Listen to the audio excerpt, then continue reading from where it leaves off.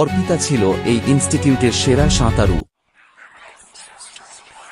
স্বাগতম ভৌতিক জগতে অ্যানিমেটেড হিমাদ্রি চ্যানেলটি অনুসরণ করুন এবং হৃদয় ছুঁয়ে যাওয়া ভৌতিক গল্প উপভোগ করুন।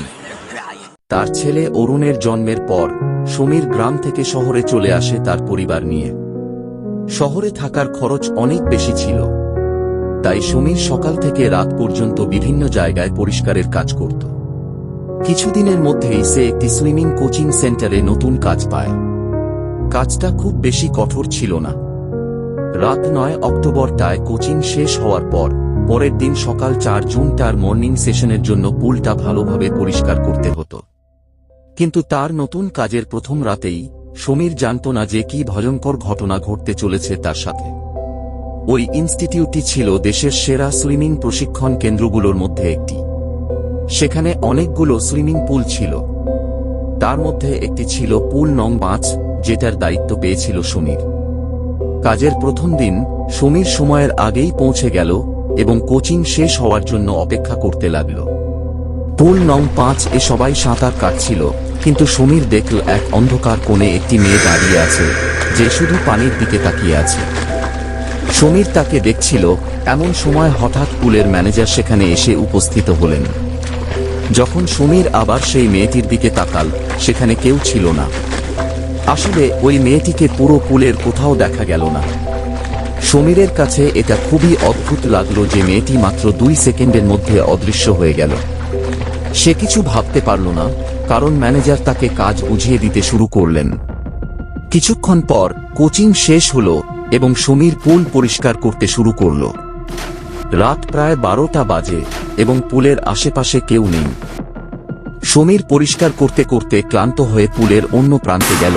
তখনই সে দরজার পাশে একটি ছায়া দেখতে পেল। এত রাতে কেউ থাকবে এটা তার কাছে অদ্ভুত লাগল। সে জোরে চিৎকার করে জিজ্ঞেস করল, কে ওখানে? কিন্তু কোনো উত্তর পেল না। সমীর আবার চিৎকার করল, কে আছো? কে আছো ওখানে? কোনো উত্তর না পেয়ে সে কাজ ফেলে দরজার দিকে গেল। সে যেই কাছে গেল, সেই একই মেয়ে যাকে সে আগে পুলের পাশে দাঁড়িয়ে থাকতে দেখেছিল, দরজার পিছন থেকে বেরিয়ে দৌড় দিল। সমীরও তার পিছু নিল, কিন্তু মেয়েটি কোথায় যেন হারিয়ে গেল। বাইরে বসে থাকা গার্ডটি ঘুমোচ্ছিল। সমীর তাকে জাগিয়ে মেয়েটির কথা বলল। গার্ডও তাড়াহুড়ো করে উঠে পড়ল এবং তারা দুজন মিলে পুরো ইনস্টিটিউটে মেয়েটিকে খুঁজতে লাগলো, কিন্তু কোথাও তাকে পাওয়া গেল না। রাত 1টা বাজে, আর মাত্র 2 ঘন্টার মধ্যে সকালের ক্লাস শুরু হবে। তাই সমীর দ্রুত কাজে ফিরে গেল। কাজ করতে করতে হঠাৎ সে পানিতে কিছু নড়াচড়ার শব্দ শুনতে পেল। সে ফিরে তাকাতেই দেখল পানি একদম শান্ত এবং পুরো পুল কমপ্লেক্সে নিস্তব্ধতা। সে ভাবল হয়তো কোনো পোকা নড়েছিল। পুলের চারপাশের মেঝে পরিষ্কার করার পর সে আবার পুলের দিকে তাকাল, শেষবারের মতো চেক করতে যে পুলটা পরিষ্কার হয়েছে কিনা। কিন্তু সে যেই পুলের কিনারায় গেল আর নীল পানির ভেতর তাকাল, সে দেখল পানিতে একটি মেয়ের লাশ ভেসে উঠছে। মেয়েটির শরীর একদম সাদা আর তার চুলগুলো ধীরে ধীরে পানির উপরে ভেসে উঠছে। এটা ছিল সেই একই মেয়ে যাকে সে আগে দেখেছিল। সমীর ভয় পেয়ে গেল। মেয়ের লাশটা উপরে উঠে আসছিল।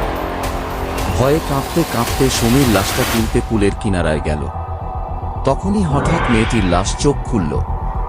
মেয়েটির মুখ ছিল সাদা, কিন্তু তার চোখ দুটো একদম লাল।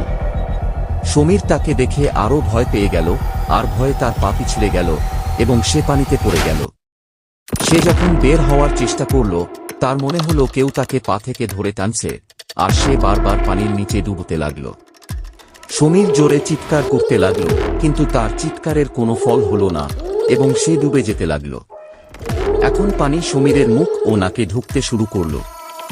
সমীরের চোখের সামনে অন্ধকার হয়ে আসতে লাগল, আর ধীরে ধীরে তার চোখ বুজে এলো।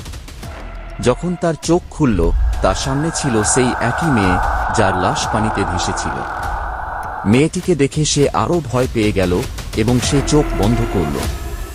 সে জোরে চিৎকার করতে লাগল, আর কিছুক্ষণ পর যখন সে আবার চোখ খুলল, সে দেখল সকালের ক্লাসের লোকজন, আর সেই গার্ডরা দাঁড়িয়ে আছে, আর সেই মেয়েটি কোথাও নেই। সবাইকে দেখে সে একটু শান্ত হল, কিন্তু ভয়ে তার চোখ দিয়ে পানি বেরিয়ে আসছিল। যখন সে পুরো ঘটনা বলল, তখন এক ছেলে তাকে একপাশে নিয়ে গেল আর তাকে একটা কথা বলল, যা শুনে সমীরের রক্তহীন হয়ে গেল।